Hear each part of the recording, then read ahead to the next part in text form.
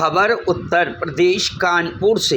आज भाजपा शीशमऊ विधानसभा के media centre में पत्रकारों को संबोधित करते हुए निषाद पार्टी के राष्ट्रीय अध्यक्ष एवं उत्तर प्रदेश सरकार में कैबिनेट मंत्री संजय निषाद ने कहा कि अब उत्तर प्रदेश में त्योहार तलवार से नहीं व्यवहार से मनाए जाते हैं। जनता को समझना चाहिए कि उन्हें तलवार चाहिए। व्यवहार पहले के समय तलवार से त्योहार मनाए जाते थे, लेकिन जनता ने जब से समझदारी दिखाते हुए भाजपा को सत्ता में लाई है तब से व्यवहार त्योहार मनाया जा रहा है। यही रामराज है। उत्तर प्रदेश में पीडीए एनडीए के साथ है। विपक्ष का पीडीए परिवार डेवलपमेंट अथॉरिटी है। भाई भतीजावाद परिवारवाद विपक्ष का आभूषण बन गया है। जब से पिछड़े समाज के लोगों ने पंजा हाथी साइकिल का बटन दबाना बन गया, उनको अपने संवैधानिक अधिकार प्राप्त होने लगे हैं। कमल का बटन दबाते ही और एनडीए मजबूत होते ही मछुआरा समाज के लोगों को संवैधानिक प्रक्रियाओं का लाभ मिल रहा है। सरकार बिना भेदभाव के आम जन को जन कल्याणकारी योजनाएं प्राप्त हो रही हैं। मकान मिल रहा है, राशन मिल रहा है, इलाज मिल रहा है, इज्जत घर मिल रहा है, माता बहनों को जुड़ा गैस मिल रही है। एनडीए की सरकार महिलाओं को मान सम्मान स्वाभिमान के साथ सुरक्षा प्रदान कर रही है। माता बहनें उत्तर प्रदेश में देर रात भी बाजारों में बेफिक्र होकर घूम रही हैं। योगी जी के नेतृत्व में चल रही सरकार अपराधियों पर नकेल कस रही है। आप भारतीय जनता पार्टी के पक्ष में शीशमऊ विधानसभा में मतदान करें। एक सवाल के जवाब में संजय निषाद ने कहा, सभी धर्म का हम सम्मान करते हैं। इस बात को विपक्ष के प्रत्याशी को भी समझना चाहिए। इस देश में मछुआरा समाज 70 वर्षों से पंजा हाथी साइकिल ने उसको मझधार में फंसाए रखा। जो राम के खेवन हार हैं, उनको कमल का बटन दबाते ही भारतीय जनता पार्टी ने मझधार से निकालकर उनका हक दिलाया है। आपको एक भी सीट नहीं मिली। इसके जवाब में कहा कि उत्तर प्रदेश की 9 विधानसभा सीटों पर हो रहे उपचुनाव में एनडीए के विश्वसनीय सहयोगी निषाद पार्टी के मुखिया व प्रदेश सरकार के मंत्री संजय निषाद ने कहा कि उन्हें एनडीए की जीत चाहिए, सीट नहीं। कुंभ में मुसलमानों के दुकान न लगाने संबंधी बयानों को लेकर कहा कि आस्था के केंद्रों पर राजनीति नहीं होना चाहिए। सरकार के तौर पर और सभी के साथ है, लेकिन जिस तरह से पिछले दिनों खाने में थूकने आदि के मामले सामने आए, इससे सवाल खड़े हो रहे हैं। पत्रकार वार्ता में भारतीय जनता पार्टी उत्तर जिला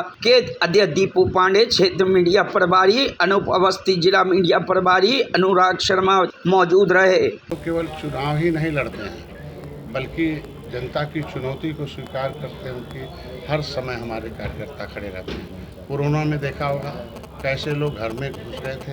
हमारे जितने भारतीय जनता पार्टी के कार्यकर्ता थे, जहाँ के उनके लिए किस तरीके से उत्तर प्रदेश को मॉडल बनाया।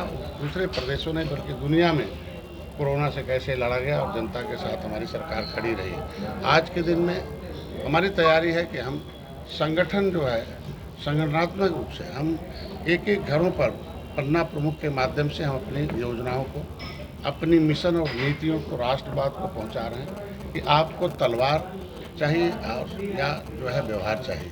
कि अगर आप थोड़ी सी गलती करते रहे तो तलवार से त्यौहार मनते थे। अब देखो समझदारी से आपने भारतीय जनता पार्टी बुलाया है तो व्यवहार से त्यौहार बन रहे हैं, और व्यवहार से त्यौहार बनने का मतलब यही रामराज है, यही सुख का राज है। बिना मंत्री जी, पीडीए बहुत मजबूत दिख रहा है। इस सीट पे कितनी अहम चुनौती मानते हैं? पीडीए यहाँ एनडीए के साथ है और वो पीडीए उनके परिवार का है, जो है ना, कहते हैं परिवार डेवलपमेंट अथॉरिटी है। इस तरीके से हम ये निषादों को कैसे लोग लटकाते रहे, भटकाते रहे, संविधान में मिला हक ये छीनते रहे। कैसे सपा आती थी हमें पिछड़ी से निकाल देती थी, एससी में बसपा आती थी उसे रोक देती। 30 साल तक इनको ऐसे लटका के, भाई दिल्ली की जो संविधान की सुरक्षा छीनने वाले ये लोग हैं, इस तरीके से इनको ये मछुआ समुदाय के लोग जान चुके। हमारे जो एनडीए के जो पार्टनर हैं, निषाद पार्टी, अपना दल, सुहेल और भारतीय जनता पार्टी, ये सारे कार्यकर्ता पदाधिकारी एक साथ सामंजस्य बैठाकर इस उत्तर प्रदेश के जो मिशन है मोदी का, योगी का मिशन है कि उत्तर प्रदेश को हम लोग सर्वोत्तम प्रदेश बनाने के लिए हम यहाँ से माफिया मुक्त, भय मुक्त वातावरण और अपराध मुक्त वातावरण, ये हमारी वादा थे, मैंने पूरा किया। जो वादा किया बिना भेदभाव के हम सभी योजनाओं सबको देंगे, बिना भेदभाव के हम लोग काम कर रहे हैं। ये सबसे बड़ी है उनका भतीजावाद, उनका जो भी काम है। इसलिए मैं आपसे गारंटी कर सकता हूँ जो तैयारी हम लोग की है कि हम लोगों को एनडीए का प्रत्याशी बम्पर वोटों से जीतेगा।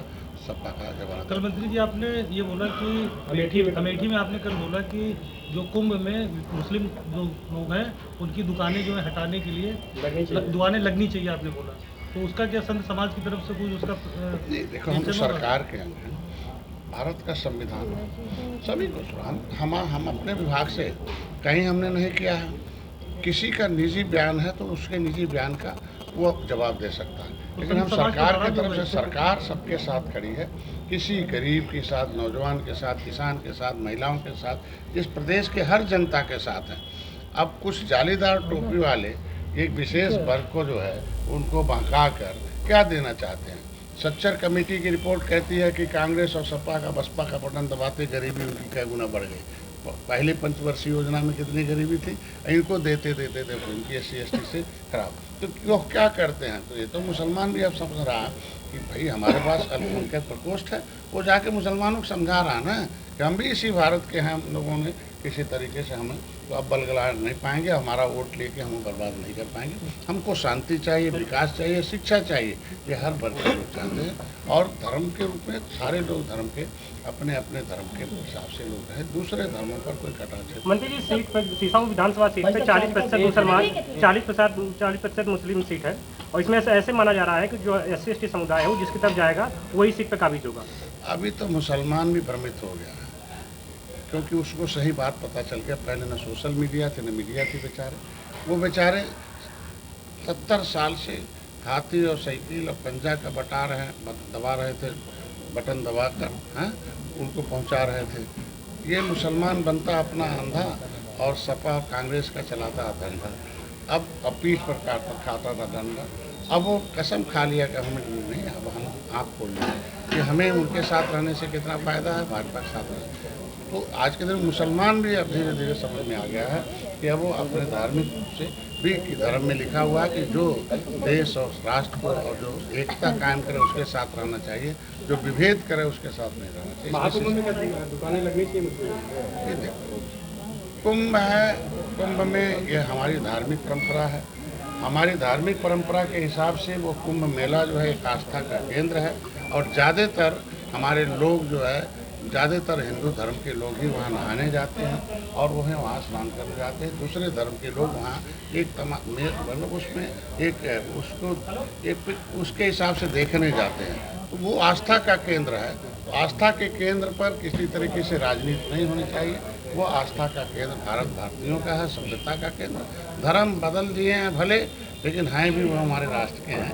इसलिए हम नहीं कहते हैं कि हम उनके साथ भेदभाव करें, वो भी लगा सकते हैं, लेकिन किसी भी प्रकार का जो आपने अभी तक देखा है कि जूस पिला रहे हैं तो उसमें क्या कर रहे हैं, कुछ खिला रहे हैं तो उसमें क्या कर रहे हैं, तो ये एक तरीके से किसी के धर्म के खिलाफ एक अधार्मिक वर्क करना ये कहीं छूट नहीं देता है। तो इस तरह तो निश्चित रूप से कोई काम करने वाला होगा तो उसको सजा का पात्र होगा। मैं चाहता हूँ अंतिम एक अंतिम सवाल है कि लगातार अखिलेश यादव कानून व्यवस्था पर सवाल उठा रहे हैं। आज कानपुर के जिलाधिकारी के आवास के अंदर से एक हत्या आरोपी की बाइक मिलती है, उस पर क्या कहें? कानपुर से कमर आलम की रिपोर्ट, न्यूज़ हब भारत।